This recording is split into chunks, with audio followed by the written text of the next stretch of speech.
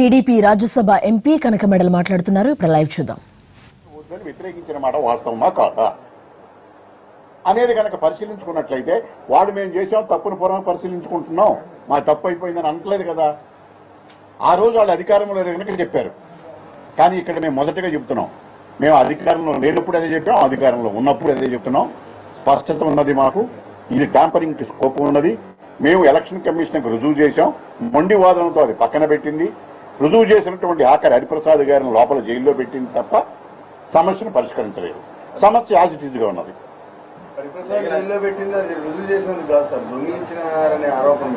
ఎందుకు దొంగిలించినటువంటి ఈవీఎం మేము ఎగ్జిబిట్ చేసిన తరువాత దాని మీద ఏదో ఒక రకంగా వీళ్ళని బెదిరించాలని ఆరోపణ అది చేశారు. దీని మీద పెట్టడానికి వాళ్ళకి ఆస్కారం లేదు. కరెక్టే సార్. ఈవీఎం నేను అదే చెప్తున్నా మీకు. కాదు నేరం ఏమిటనేది కాదు చెప్తానండి.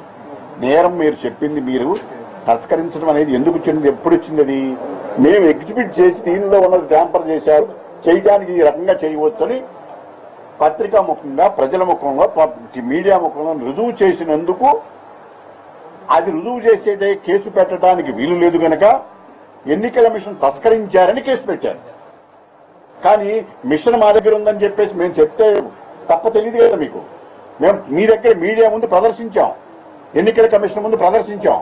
ఆ ప్రదర్శించిన దాని మీద కేసు పెట్టడానికి వాళ్ళకి అవకాశం లేదు, దానికి సమాధానం లేదు. అది తప్పించుకోవడం కోసం ఈవీఎం తస్కరించాడని చెప్పి కేసు పెట్టారు. అది ఎన్ని రాజకీయ పార్టీలు ఇవన్నీ వేసేటటువంటి ఎత్తుగడలు.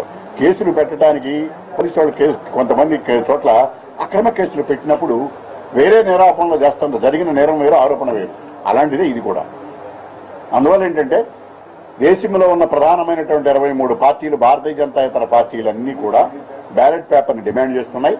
మేము కూడా డిమాండ్ చేస్తున్నాం. ఈవీఎంల పట్ల 100% అనుమానాలు ఉన్నాయి. అనుమానాలు ఉన్నాయన్న వచ్చినటువంటి వాటిని నివృత్తి చేయలేని పరిస్థితుల్లో ఎలక్షన్ కమిషన్ నిస్సహాయ స్థితిలో ఉన్నది. అందువలన ఇలాంటి పరిస్థితుల్లో తప్పనిసరిగా ఎన్నికలు ట్రాన్స్పరెంట్ గా ఫ్రీ అండ్ ఫెయిర్ పోల్, ఇది ఎన్నికల కమిషన్ నినాదం, ఫ్రీ అండ్ ఫెయిర్ పోల్ కావాలి అని అంటే ప్రజాస్వామ్య మనుగడ పరిరక్షణ కోసం తప్పనిసరిగా బ్యాలెట్ పేపర్ ఉపయోగించాలని మేము డిమాండ్ చేస్తున్నాం. ఈ రోజు వరకు మేము ఎలక్షన్ కమిషన్ మేము చేస్తున్నది అది.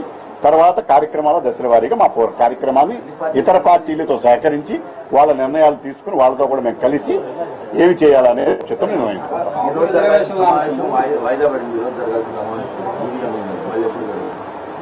అది ఇంకా ఈవెన్ ఇంకా డేట్ ఫిక్స్ చేసుకోలేదు.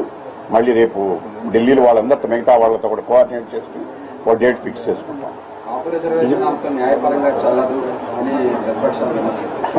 కాపు రిజర్వేషన్ గురించి మా వాడు వేరే మాట్లాడతారు, అది నేను మాట్లాడను. ఇంకొక విషయం ఏంటంటే చంద్రబాబు నాయుడు గారు ఇదే ప్రజావేదికలో ఆంధ్రప్రదేశ్ న్యాయవాదులకు కొన్ని వెల్ఫేర్ స్కీమ్స్ ప్రకటించారు. ఆ వెల్ఫేర్ స్కీమ్స్ లో భాగంగా ప్రధానమైనటువంటి న్యాయవాదుల డిమాండ్ డెత్ బెనిఫిట్స్, అంటే అడ్వకేట్ చనిపోయిన తర్వాత ఫ్యామిలీ మెంబర్స్ కి, వారసులకి వచ్చేటటువంటి పరిహారం. ఇప్పుడు బార్ కౌన్సిల్ ఆఫ్ ఆంధ్రప్రదేశ్ 3 లక్షలు ఇస్తున్నది. దాన్ని 4 లక్షలకు పెంచింది. గవర్నమెంట్ ఏమి నిర్ణయం తీసుకుందంటే